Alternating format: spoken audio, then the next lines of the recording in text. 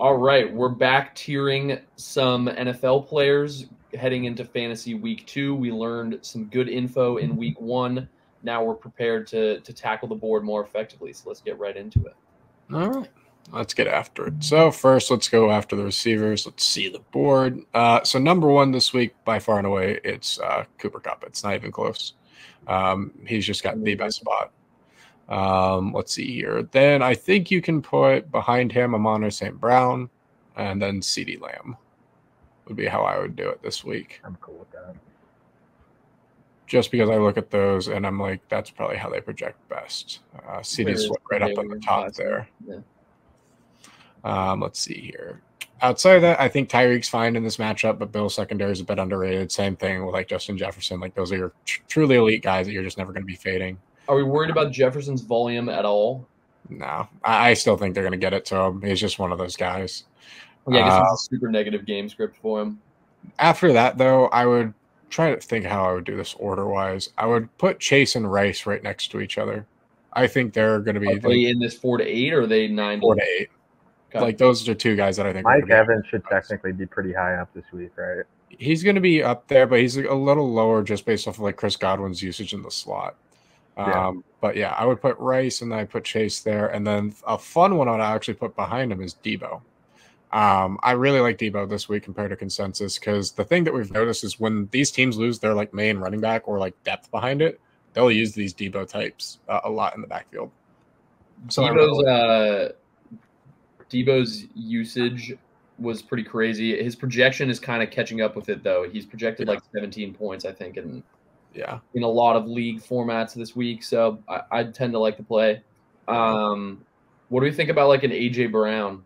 I don't mind AJ, but I think Garrett's kind of being underrated in his role. Let's see who else is on the board here below them, though, real quick. Scroll down.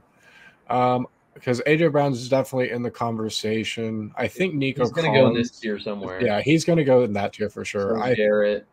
Yeah, Garrett. I think Nico gets the final nod as the guy up and the next one, because he did 4 through 8. Now, right? That's perfect. Yeah, Nico's in this tier. He'll go top of this tier, probably. Yeah, Nico's in that tier as well. Let's see here. Same with Jalen Waddle, realistically. Yeah. Let's see here. I want to put DJ in this tier. I really do, but I am kind of concerned with the offensive line play. I think he belongs there, though. Would we make it like, I guess with a high upside with questions, it's like, should those be more of like. He probably is there because the question is Caleb Williams, I guess. Yeah, that is the I think it's fair. Same thing Marv with probably goes here, yeah. Because it's like, I love these plays this week, but it's like there is technically like questions with them. You can put like pretty much every Texans receiver there that's not Nico Collins right now. So it's going to be like, it's going to either be a Diggs or Godwin next week. Yeah, Godwin's there as well. Same thing with Neighbors. Same thing with Scary Terry. Let's see here. Drake London, probably. Yeah, Drake London, because the secondary matchup's a lot lighter than people want to admit. Let's see here. Chris Olave, honestly, and Amari Cooper. Competitive game scripts for both of them. We're probably gonna have to move some of these dudes up here. But we can easily we'll sift through those and figure out who we like. Smith. Yeah, I don't want to put him up there. I'll put him high upside with flex. I think we have to put like The target share was great though. I thought he had a very promising week 1. If we do, I feel like we have to bring move Diggs around. To move Diggs up to 9 through 17. I want to. If we're gonna do it, like I want to do it with like Malik Neighbors, if anything. Like I still think he's an alpha play this week. Same thing. Devontae Adams, where does he go? Like Marv is getting to go against one of the worst secondaries in football this week. Yeah, but I think the questions are valid. All right, that's fair. There's a lot of weird speaking going on. Where does Devontae Adams go? That was what I was trying to think, because the defense, like I'm not trusting Minshew for shit against this defense. I'm not gonna lie. No, but they're probably gonna have to throw the ball a ton. That's what I'm saying. They're gonna be chucking it to him a ton. I'd say high upside with question is the safe spot. Like you can't like say he's gonna be a bad play, but it's like it's not something you're like losing your mind over. Let's see here. Yeah, Jaden Reed's a flex at best. Let's see here. George Pickens flex at best. Same Lad high upside with questions. Yeah, Lad's in that high upside with question area. I'd give him that. Let's see here. Yeah, same thing with Cortland Sutton. He remains in that high upside with question category. Jamie, I'd put in the flex. I'd also put him in the flex. I think he earned it after that last week. Christian Watson's there too. Same with Michael Pittman. Michael Pittman's in flex. Yeah, I love Pittman, but I don't see that game being competitive. It's just I think if Rome's out, Keenan could have a big game, so we'll throw him if he's healthy too. That's kind of the question mark. True. So it's like I want to put him in the flex spot for right now because it's like I'm willing to put DJ Moore further up just because of the talent and the usage, and that's probably how I would play it. Yeah. Let's see here. I agree. Let's see here. Eddie Cook around. Brian Thomas Jr. I'd put in the flex category. I don't think he's high upside. Agreed. Yeah. Let's see here. DK Metcalf. Realistically, he's in the high upside with questions because that offensive line. Let's see here. Brandon Cooks is a flex after what he did last week. Same thing with Xavier Worthy. Sutton is high upside with questions. Let's see here. Just off Christian Kirk. I'd put him as a flex at best. Yeah. I don't like his usage at all. Yeah, Calvin Ridley can go in there at best. Curtis Samuel, Jordan Addison put him there too. And then T. Higgins and Puka are stuck in best ball land because we're not using them today, so they're spiking at another point. So we probably need. I'd put DJ Moore guys in here. I'd put DJ Moore up. I think that's valid. I think he'll be there this week. I think Drake London is somebody that's going to potentially be there this week that people are going to underrate. Trying to look at like game environments that would like kind of create that with the usage. I think Drake London and Marv I'd be willing to put in the next tier. Maybe even like Marv. Yeah. Marv is just the definition of high upside with questions, though, I feel like. Let's do Ayuk then. I think he's I don't mind Ayuk there, yeah. They're projected for a good amount of points. If it's not Debo being that guy, then I want to be higher on Ayuk than market as well. But yeah, I feel pretty comfortable with this. I like it overall. I feel really confident in those top tier receivers. Yeah, very big fan. I feel like this is where we're going to be seeing Rice going forward as well. Yeah. Yeah, you can easily obviously like argue for like some of these guys being in different positions, of course, but I feel like this is good. All right, let's rock into the next one. Download this. Perfect.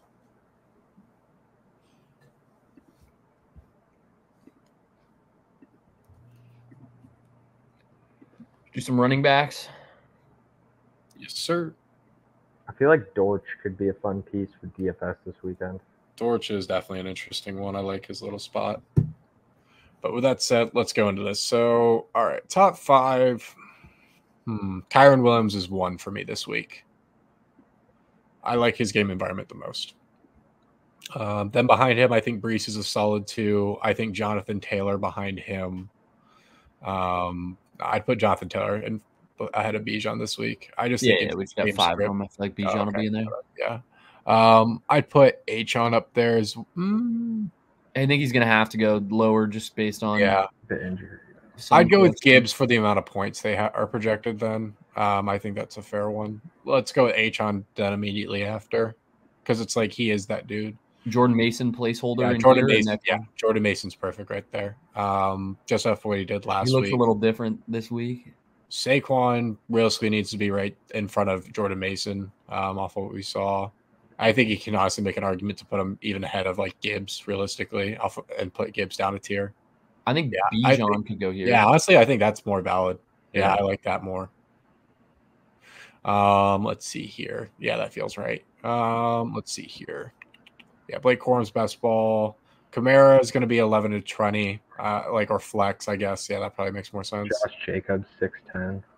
Yeah, Josh Jacobs. I don't really like him. I don't know. I feel like they're going to know the run is coming too much. I put James Cook up in the 6'10" range just because the game script could be that way for him and his usage with the run game. Derrick Henry is easily at the front tier 6, actually. No offense, Grant. Your team's probably going to get rocked by King Henry this weekend. Here it is. What do we think about like a Pacheco? James Conner.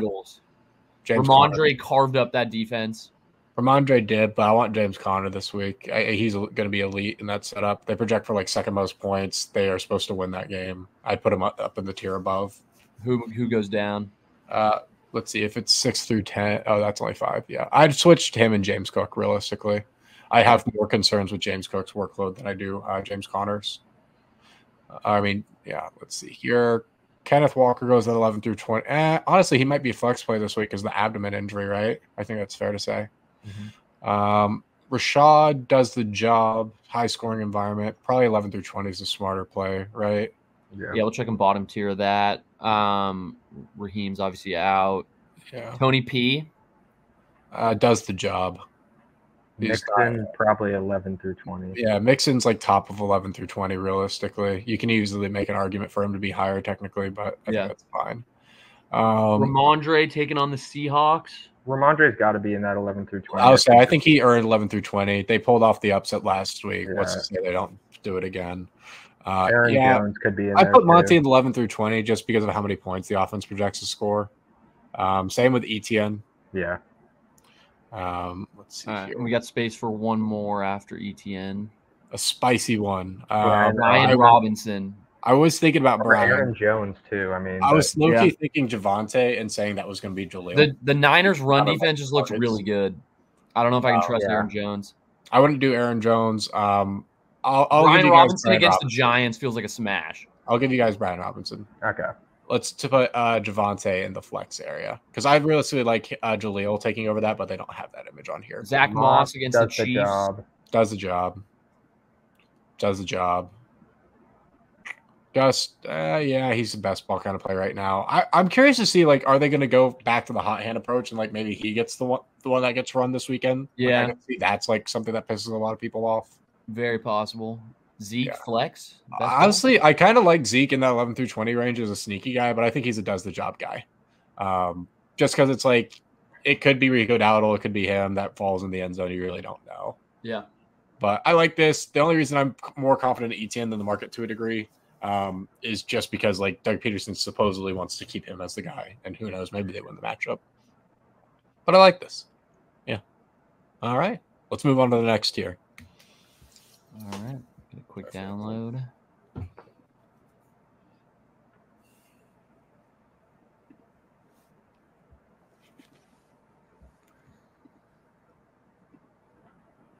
Let's do some tight ends.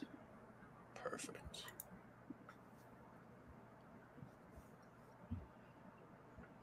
All right. So the elite of the elites this week. Yeah, Laporta, highest game environment. Probably want him. I like Kincaid relative to market a lot this week. I just think he's going to surprise people. Yeah. McBride after him, if not ahead, because of their game environment just as well. Then Kelsey next. Let's see. Kittle. Yeah, because you just never know when he's going to spike. Are we going to throw Likely in there? I was thinking about putting Mark Andrews or Spice to piss people off for one, but two, because it's like Mark Andrews is coming off of like a car accident and all that. Like, yeah. And he was like in double coverage the whole entire time. What's to say that like the defensive scheme doesn't shift more to Likely? Yeah. So it's like, I want to say like, let's act like we're smarter than market and go with that. Likely, you can really put right next to him in the sense that it's like, it really could be either one of these two. I actually love your Brock Bowers guy this week. I'm not going to lie. I think he's somebody that needs to be higher on the list. I think putting Likely there. Kyle Pitts? I'd put here. Honestly, I'm putting your Brock Bowers guy, though, in the 4 through 7 range, though, Grant. I really am. Colby Parkinson isn't on here, but he's somebody I would honestly like push to be a top 7 guy this week as a very contrarian take, but I like it a lot. He would definitely be here. Just because of like snap share and like how much he probably is going to get used. But I don't see him on here, unfortunately. Cole Kmet's a best ball guy, if anything. Jonnu, honestly, he's going to be interesting. Like, I wouldn't be surprised because all right, this is the weird thing about the Dolphins, right? They listed him, I want to say at one point, as a fullback. What if like the weird play isn't like Jeff Wilson getting like the end zone touches? What if it's like all of a sudden Jonnu Smith just comes on an end around? I think it's possible. But you're right, it's a basketball play. Ferguson, Goddard, I feel like ahead of Schultz against the. Yeah, Schultz is a best ball play right now. He hasn't even been practicing the past couple days. Let's see here. Hunter Henry, I think he's an 8 through 15 each week just because he is like a primary option in that offense. Let's see here. Fergie is best ball this week. I don't trust it. Just don't like playing guys coming with injuries. Big Pat. The game kind of sounds like it sucks. I think he's more of a best ball guy, but like with how thin we are at tight ends, I'm fine putting him further if you want. Yeah. Noah Fant needs to go up to the 18-15 range just because of history there. Yeah, best ball. Conklin I thought was going to get more use, man, just didn't at all. I think Dulcich might be somebody who gets more involved in the pass game, so I'd be willing to put him in the 8-15 range. Yeah. Get more contrarian this week. Goddard's fine there as well. I do Goddard like between at least like Freiermuth and Font. Yeah. Let's see here. Njoku's out, so it's an Aikens, so he's more of a best ball guy. Same thing with Eric All / Gesicki. I'm more interested in best ball purposes, not really focused. Shiggy, let's throw him on the best ball. Like this defense is just good. It's going to be Shannon Sharp, man. It's going wild on it. Let's see here. But yeah, I like it. Big fan of this squad. Yeah, I think that looks pretty good. Alrighty. And then we got one more, and then we're Gucci. The cubes. Ugh. Let's see here. I would love to know who's supposed to be around. All right, the quarterbacks. Josh Allen at QB1. I think that's fair. Yeah. He just runs point guard essentially. Yeah, Jalen Hurts is pretty much there. Putting JD up there. I'd put Kyler at 3. I really like him a lot. Really? Week. Yeah.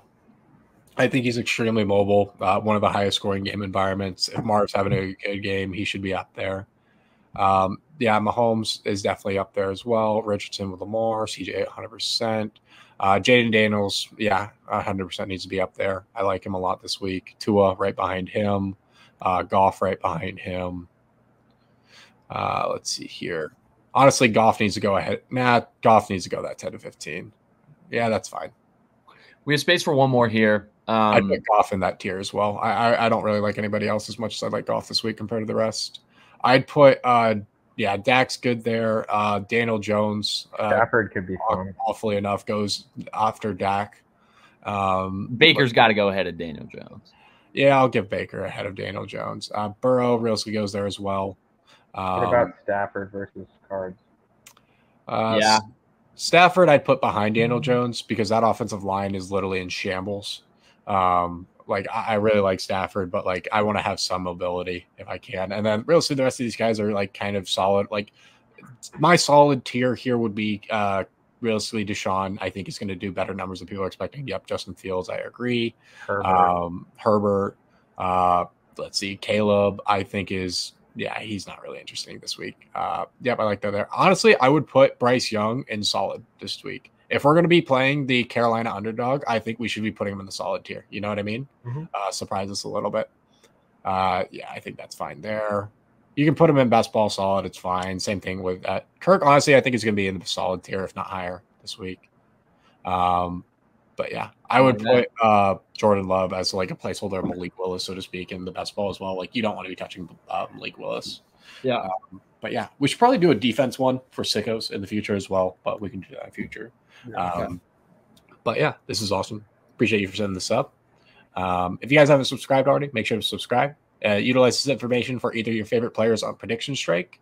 My favorite spark for, I don't know if this is going to be out for Thursday Night Football, but I'm a big fan of Kincaid tonight, so I'd be willing to take him with who's somebody fun on the opposite side. Wait. While you're saying this, we might as well go look at. I'll pull up the actual Sparks projections for these guys. Perfect. So you said Kincaid, right? Kincaid and Devon Achane. Those are the guys. So the projection of 12 for Kincaid, definitely achievable. 18 might be a little bit sketch for Achane, but I still think that's a fun spark. Right on. All right, I'm gonna rock with that one. I do also like the kind of like the 22 projection for Josh Allen in a spark combo. Ooh, fun. That with like Kincaid could be a fun little spark. The first night I shouted out like the Mahomes Rice spark that did really well. So maybe a Kincaid, a Josh Allen one will be my call in the Discord tonight. I like it. All right. With that said, hopefully you use that well on Prediction Strike. That's what we're looking for tonight. I'm sure we'll have some more content that comes across throughout the weekend. But as always, make sure you subscribe, download Prediction Strike, ask your fantasy football questions down below in the comments section. Let us know what you do and don't like. And until next time, peace, y'all. Hope you have a great day.